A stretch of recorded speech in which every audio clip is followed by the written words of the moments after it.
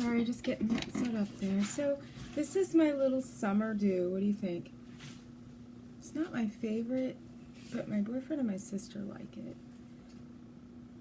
It's cute. I love the color and the streaks. I like the cut right here, but what I don't like is that it's poofy right here. I don't like poofy on my head. So, but I do like this one for summer. So, how is it going out there? Is anybody alive? Well, what I wanted to talk about today are the under eye circles. As you can see, I have not only the dark discoloration under my eyes, but also when you look down or you angle your head down and then look straight ahead, you're going to see that I have the puffy cheeks and the indent here. That's from a number of things. I mean, a lot of different things will cause that for anybody. Of course, you get all those questions about, hey, are you sick? Did you sleep last night? Are you just tired? Drinking too much coffee? No one should ever be asked that question.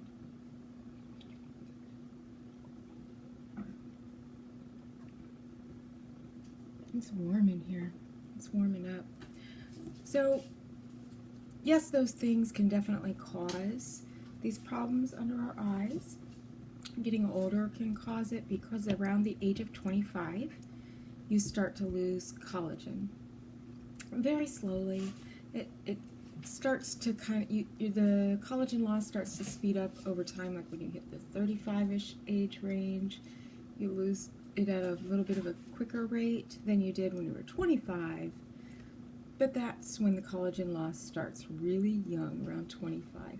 And then if you lose any weight, any significant amount of weight, you're going to get those deep hollows as well because you lose those fat pockets. Also, if you couple the two, the aging and fat loss, you're really going to get those hollows under your eyes and the dark circles.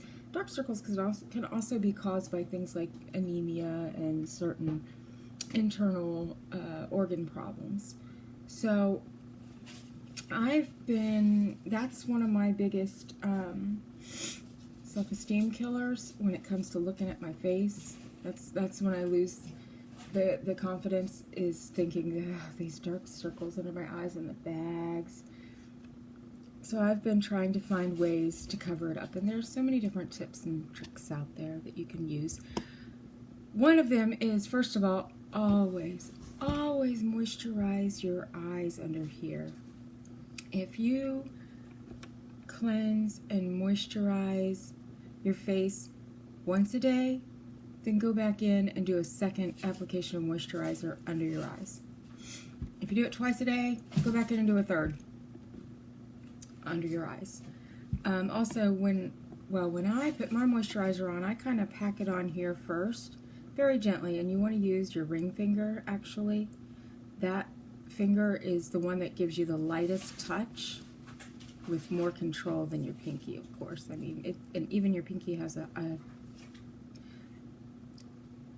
not as light a touch as your ring finger does. And then I moisturize my face and come back and then pat the rest of that moisturizer in here. Okay. Another thing is, never use powdered products under your eyes. Powdered products are going to just cake into any little crevices that you have and enhance that hollowness right there. We don't want to do anything to enhance the hollows, right? And then when you use a concealer, you want to go with, because the dark circles are like a purplish color, you want to think about a color wheel. I wish I had a picture of a color wheel to put up here. But opposite from the blues and purples on a color wheel is like orange and yellow and peach or salmony colors. So depending on your skin tone, if you have pink undertones, you might want to go with the salmon colored concealer. If you have the concealers that have that undertone of salmon, or if you have a yellowish, and you can see my skin has a yellowish undertone, then you would want to use a concealer that has a yellow undertone, and that's going to help to conceal that. Now I don't have those right now. I want to get, because you can buy special ones that have that tint to it, like a peachy tint or a little bit of a yellowish tint. I don't have those, but what I have been doing is taking a lip liner pencil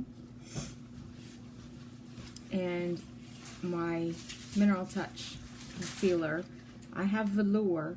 I need to get the Scarlet as well, because that's 2 shades lighter than this. But with the Velour, and I'm only going to do the one side so you can see a bit of the difference. Just load that onto your lip liner pencil and look down and pat that in to the dark, well, the lip liner pencil is a little bit small for the first application, but you want to do a very gentle pat with your ring finger. Okay. And that will help to cover up that dark circle. Prime. I did put primer right here, and this is the only thing I'm doing today because frankly it's warm, I'm tired, I need to give my face a rest. Okay, but just to pat that in, you can also use your blending buds. I want to use the smallest one, and I would use it dry and just gently tap. But see how already it's covered that darkness?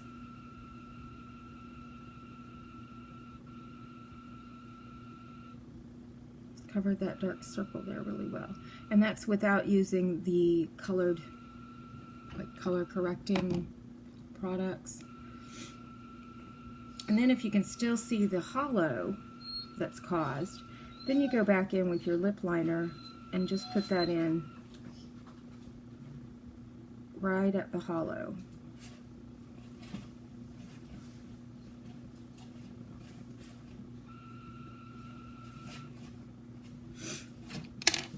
And you always want to be really gentle with anything you're doing under your eyes. That's where your skin is the thinnest.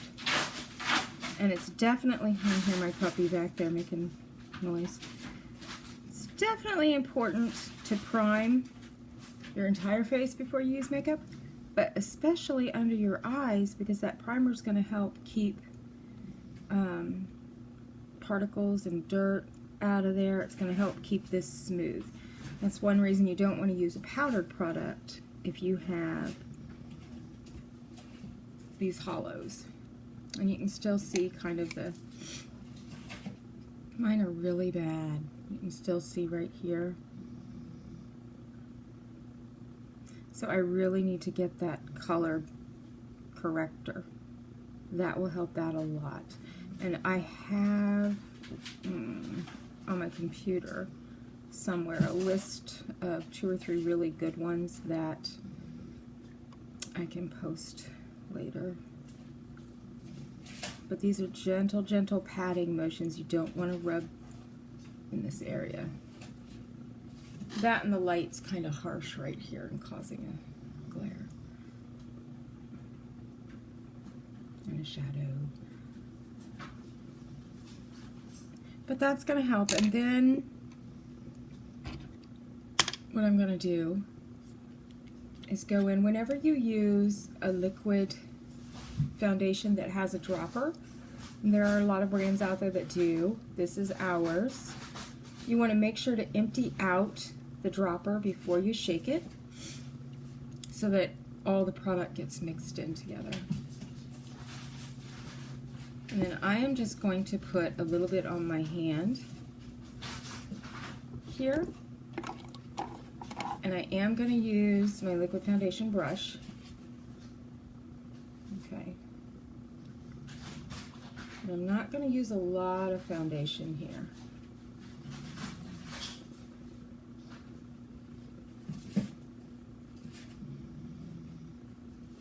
And I'm just going to tap it in. When I'm doing the rest of my face, yes, I do this motion. But under my eyes, you want to tap it gently. And if you feel like you don't get enough using the brush for this particular area, go ahead and use your ring finger or your blending bud.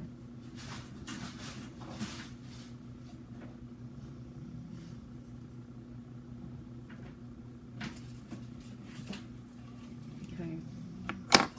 And then I'm actually going to come back with more of my concealer. So it's doing a pretty good job, but I want to come back with the concealer and bring it down. I don't have enough out. I ran out. This is when you need the shade a couple shades lighter than your original one, because then this is going to act like a highlighter, and you're just going to tap it all over that area. And you want to bring this part, when you do this one, you want to come all the way down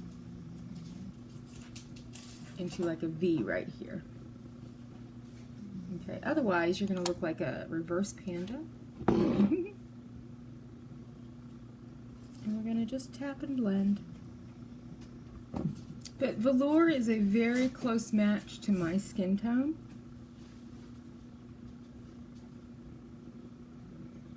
So I do want to get that one that's a little bit lighter. But you can see that it's, if I had better lighting, you could see, let's see what I can do here.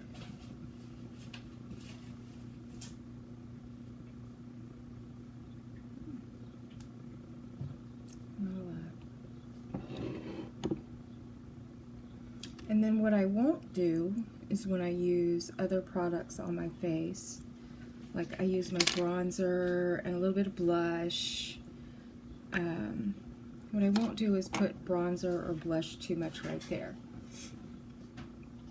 Instead, I would put bronzer, I would kind of make a little V out here and bring it in to kind of a point. I need to get one of those angled brushes for this, actually.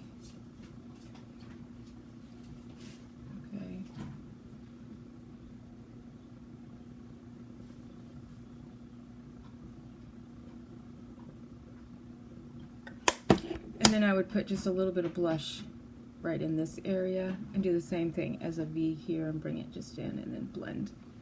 Very, very, very gently blend.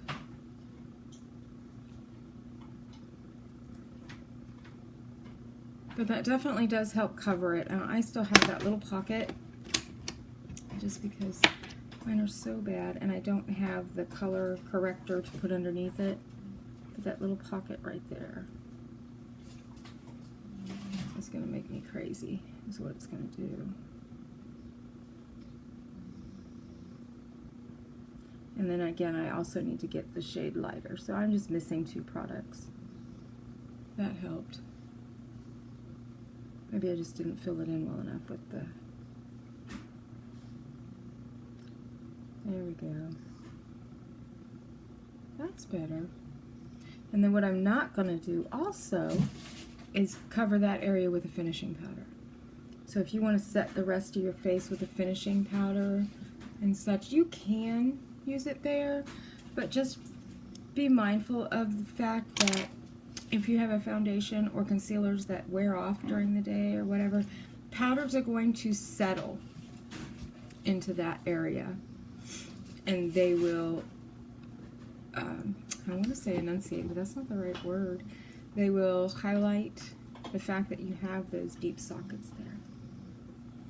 So, that's what I've been working on and that's what I'm learning. I'm going to get a couple of products, a couple more products in to help with that. The colored concealer, the color corrector to go underneath, and then the concealer a couple shades lighter than my typical one that I would use for highlighting and stuff around the rest of my face and concealing areas in my face. The same thing, the same principle can be used for, like, I have this little divot here.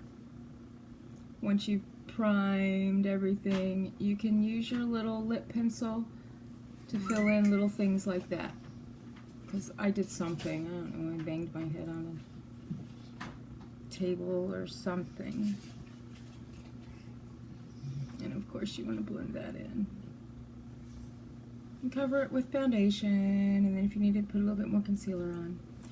So that's all there is to it. If you have any questions, let me know. Hit me up in the comments or send me a message. I will talk to you later. Bye.